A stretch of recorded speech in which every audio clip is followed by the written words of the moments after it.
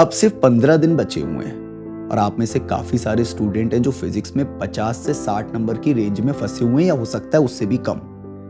अब ऐसे में बच्चे में से कॉमन प्रश्न जरूर पूछते हैं कि क्या सर यहां से फिजिक्स में 170 नंबर टारगेट किए जा सकते हैं। यार मैं तुम्हें मोटिवेशन के नाम पे ना मिसगाइड तो बिल्कुल नहीं करूंगा, तो मेरा जवाब होगा नहीं। पर वहीं अगर तुम मुझसे पूछो कि क्या सर 120 नंबर टारगेट किए जा सकते हैं, क्या सिलेक्शन उठाया जा सकता है, तो मेरा जवाब होगा हाँ, अगर तुम एक सही स्ट्रेटेजी को फॉलो करो। बच्चों ये वो समय चल रहा है जिस समय एक गलत डिसीजन सब खत्म कर सकता है और एक सही डिसीजन तुम्हें तुम्हारा सिलेक्शन दिला सकता है। मैं तुम्हें यहां पर कोई सपने नहीं बेचूंगा, पर मैं तुम्हें यह बताऊंगा कि तुम अपने सपने को हासिल कैसे कर सकते हो, तुम अपने ड्रीम कॉलेज को अपना एड्रेस कैसे बना सकते हो। लेकिन एक कंडीशन है, तुमको ये प्रॉमिस करना है कि तुम इधर उधर नहीं भटकोगे। तुम्हें प्रॉमिस करना है कि जो मैं बोलूंगा तुम वही करोगे, और तुम्हें ये प्रॉमिस करना है कि तुम अपने पे भरोसा रखोगे और एंड तक मेरे साथ रहोगे। शुरू करें? तो क्या आने वाले 15 दिनों में दोबारा चैप्टर्स पढ़े जा सकते हैं? नहीं। क्या आने वाले 15 दिनों में पूरे सिलेबस को दोबारा पढ़ा जा सकता है? बिल्कुल भी नहीं।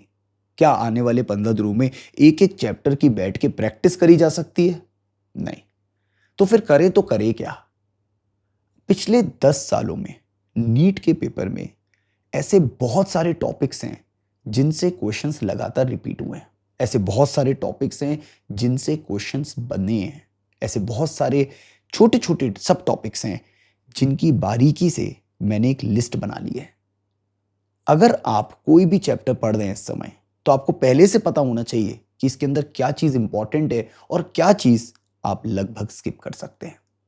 अगर ये लिस्ट मैं आपको बता दूं तो यहां से आपको हर चैप्टर में क्या क्या इंपॉर्टेंट टॉपिक्स हैं वो मैं बताने वाला हूं।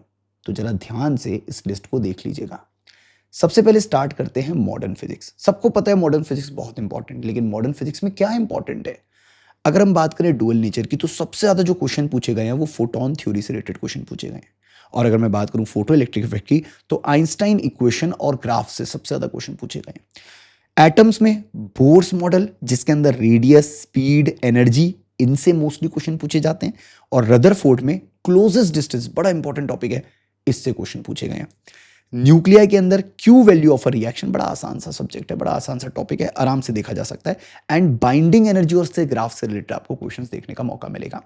तो ये वो टॉपिक्स हैं, और साइड में एक लिखा है R = R0 A⁴ simple formula, इसलिए मैंने फॉर्मूला यही लिख दिया कि भाई इससे भी क्वेश्चन आने की उम्मीद होती है। तो अगर मॉडर्न फिजिक्स की बात करें तो सबको पता है इंपॉर्टेंट है, 5-6 क्वेश्चन आने वाले हैं। लेकिन वो 5-6 क्वेश्चन किन टॉपिक से आने के सबसे ज्यादा चांसेस है, वो टॉपिक्स मैंने यहाँ पे लिस्ट बना ली। तो अगर तुम्हारा मॉडर्न फिजिक्स अभी तक कंप्लीट नहीं है तो कोई बात नहीं, तुम इन टॉपिक्स को तो कम से कम कंप्लीट करके जाओ यार। अब बात करते हैं ऑप्टिक्स की। ऑप्टिक्स में 2 पार्ट्स हैं, wave optics and ray optics. Wave optics में बहुत सारे बच्चे बहुत कुछ पढ़ते हैं लेकिन पूछा कुछ और जाता है। सबसे ज्यादा ट्रेंडिंग टॉपिक है पोलराइजेशन, जबकि सबसे छोटा टॉपिक है वेव ऑप्टिक्स का। जिससे ज्यादा इंपॉर्टेंट तो YDSC होना चाहिए था, इससे ज्यादा इंपॉर्टेंट तो हमारा डिफ्रैक्शन होना चाहिए था, बट यहाँ पे पोलराइजेशन ज्यादा पूछा जा रहा है। पोलराइजेशन में मेलस लॉ और ब्रूस्टर्स, यही 2 चीजें हैं, यही आपको ध्यान रखनी है। It is an easy topic, आधे घंटे के अंदर बहुत आराम से कवर किया जा सकता है। 2-4 क्वेश्चन की प्रैक्टिस की जा सकती है बहुत आराम से। अगर पोलराइजेशन से क्वेश्चन आया तो आपसे बन जाएगा।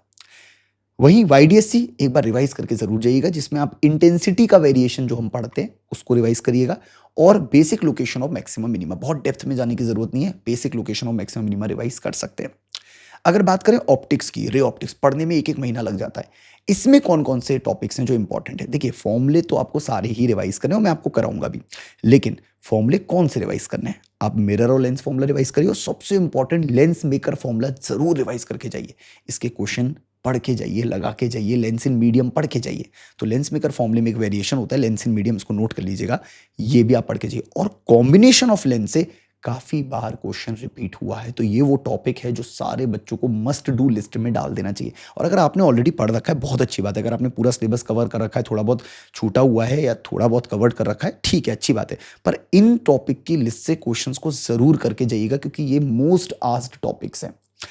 थर्मल फिजिक्स में अगर बात करें तो केटीजी के अंदर बहुत सारी चीजें हैं, लेकिन क्वेश्चन ज्यादातर कहाँ से आया है, मॉलिकुलर स्पीड से, वीआरएमएस, वी मोस्ट प्रोबेबल, यहाँ से।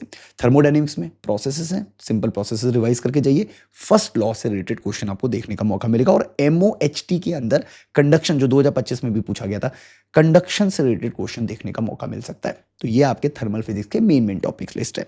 करंट में अगर बात करें तो केवल सर्किट्स थोड़ा सा रिवाइज करके जाइए, सर्किट्स पढ़ के जाइए। सर्किट्स में अगर आप कंफर्टेबल होंगे तो क्वेश्चन बना लेंगे, नहीं कंफर्टेबल होंगे तो कोई बात नहीं, बट सर्किट से ही क्वेश्चन आने की सबसे ज्यादा उम्मीद होती है। यूनिट डायमेंशन एरर्स में बहुत कुछ होता है, लेकिन यूनिट डायमेंशन एरर्स में क्वेश्चन कहां से आता है, होमोजीनिटी से क्वेश्चन पूछा जाता है। कुछ इक्वेशन बना देंगे, पूछ लेंगे कि यहाँ पर ये वेरिएबल है, इसकी डायमेंशनल फॉर्मूला क्या होगा, कुछ अच्छी सी इक्वेशन सी होगी, उसमें एक आध दो वेरिएबल्स होंगे, उन वेरिएबल्स के आपके डायमेंशनल फॉर्मूले पूछे जाएंगे। परसेंटेज एरर बेस्ड क्वेश्चन, ऊपर पावर होती है नीचे उतारनी होती है, परसेंटेज पावर से क्वेश्चन, परसेंटेज एरर से रिलेटेड क्वेश्चन आप लोग को पता है कैसे दिखते हैं। अगर नहीं पता है तो कोई बात नहीं, मैं सेशंस लेने वाला हूं, उनके अंदर ये सब चीजें मैं डिस्कस करूंगा, लेकिन यस, आपको इन टॉपिक्स पे सबसे ज्यादा ध्यान देना है।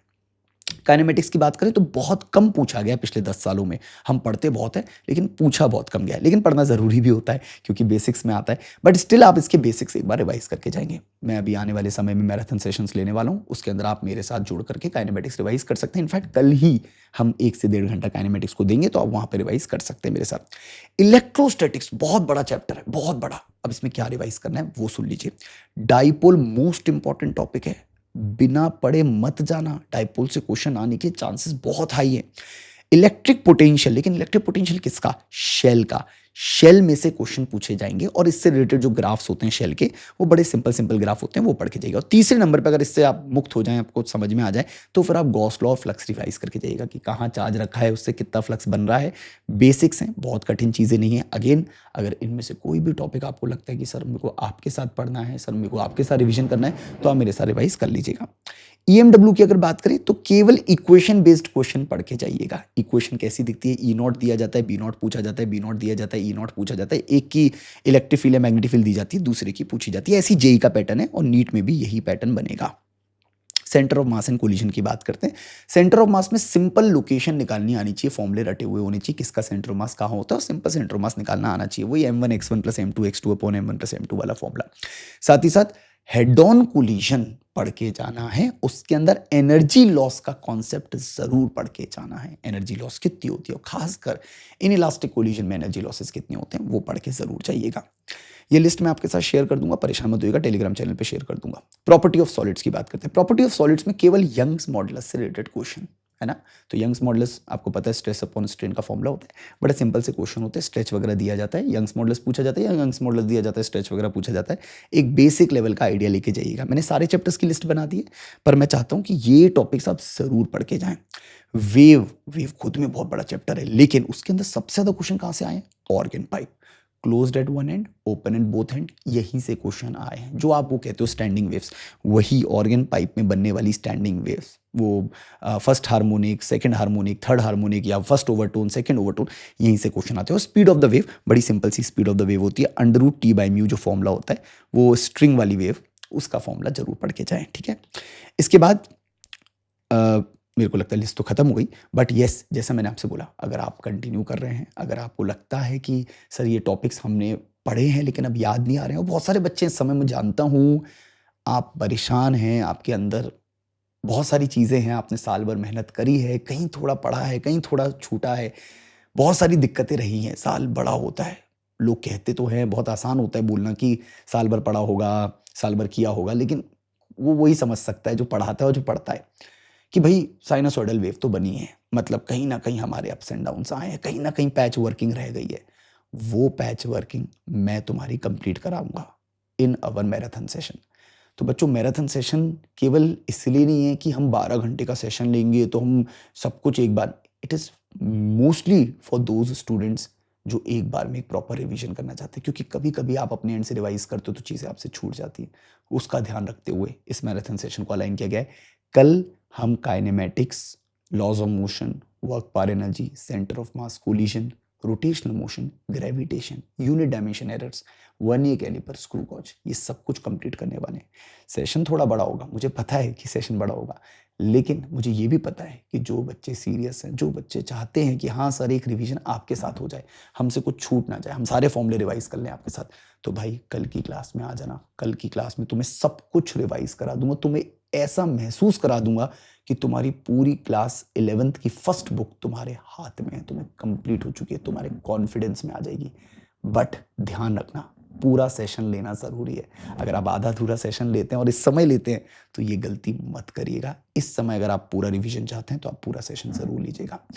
साथ ही साथ जो भी चीज़ें मैं आपको दूंगा, जो भी पीडीएफ वगैरह होंगी, वो मैं आपको इस टेलीग्राम चैनल पे दूंगा। तो आप में से जितने भी स्टूडेंट्स हैं जो कहते हैं सर हमें पीडीएफ कहाँ मिलेगी, सर हम ये जो आपने टॉपिक लिस्ट बनाई ये कहाँ मिलेगी, सब कुछ आपको इस टेलीग्राम चैनल पे मिल जाएगा। तो ध्यान से इस टेलीग्राम चैनल पे सारी चीज़ें मिलेंगी, इसको ज्वाइन कर लेना, ठीक है। मिलते हैं कल की क्लास में। डोंट बी अंडर कॉन्फिडेंट, अभी भी समय है, 15 दिन में बहुत कुछ किया जा सकता है, क्योंकि 70 नंबर से 120 नंबर की जो तैयारी है वो हम बहुत सारे तरीकों से कर सकते हैं। हम चाहे कुछ भी करें, हमको कोशिश ये करते रहना है कि हम अपने अंदर इंप्रूवमेंट लाएं, हार नहीं माननी है और एंड तक लड़ाई करनी है। मिलते हैं कल क्लास में।